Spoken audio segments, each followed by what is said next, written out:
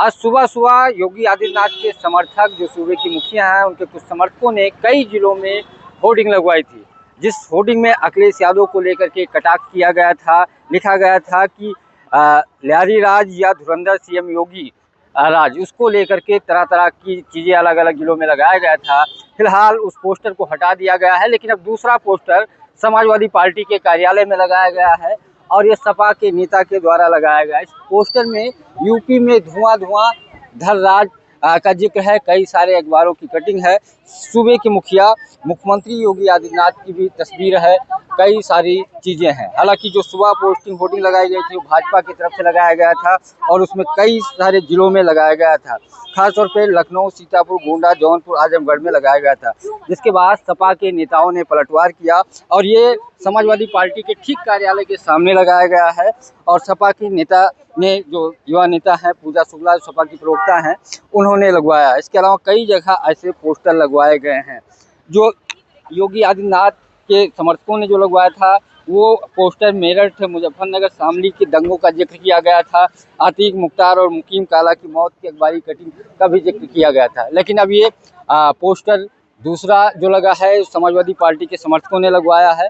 हालांकि अभी भी ये होर्डिंग लगी हुई है, समाजवादी पार्टी कार्यालय के सामने है और इसको लेकर के कई सारी जो घटनाएं हुई हैं, खासतौर पे दलित के खिलाफ यूपी में अपराध नंबर 1, 8 गोलियों से कैंपस में छात्र की मौत के घाट उतारा, बदायूं का डबल मर्डर का जिक्र किया गया है। लखनऊ एयरपोर्ट पे यात्री के पास 3 करोड़ के गांजा बरामद हुआ है और ख़ास तौर पे अखिलेश यादव जो हमेशा एक कटाक्ष करते हैं उस बात का, जो यूपी की सबसे जो यूपी में धुआं धुआं घर का राज, इस तरीके की चीज़ें की हैं। हमारे साथ बातचीत करने के लिए जो होर्डिंग लगाई है पूजा शुक्ला, सपा की प्रवक्ता हैं।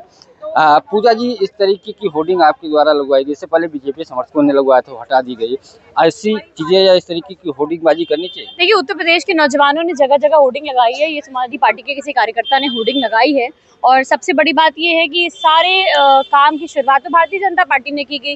जब आप काम नहीं कर रहे हो, आप जनता के बीच में नहीं जा रहे हो और होर्डिंग और बैनर लगा करके समाजवादी पार्टी के मुखिया राष्ट्रीय अध्यक्ष अखिलेश यादव जी को बदनाम करने का प्रयास कर रहे हो, आखिर ये बौखलाहट किस बात की है? अगर आपने काम किया, अगर आपने डेवलपमेंट किया, आपने अगर हेल्थ पे काम किया, अगर आपने एजुकेशन पे काम किया, डेवलपमेंट पे काम किया है, तो आप उन कामों को गिनाइए, ना कि भ्रम फैलाइए, ना कि किसी देश की तीसरी बड़ी पार्टी के मुखिया अखिलेश यादव जी को बदनाम करने का प्रयास करिए। दादरी की रैली के बाद हम लोग देख रहे हैं कि भारतीय जनता पार्टी बौखलाई हुई है।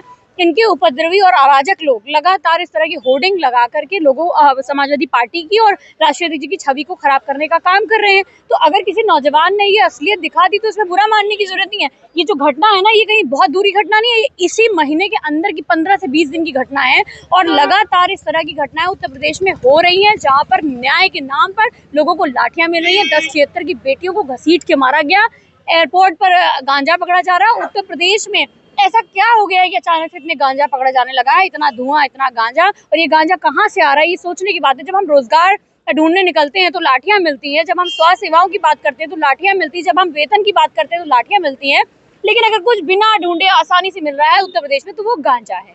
ये जो आपने सबसे ऊपर लिखा है यूपी में धुआं धुआं घर राज, ये इसका मतलब क्या हुआ? धुएं का राज है, ये सब गांजागंज के धुरंधर हैं।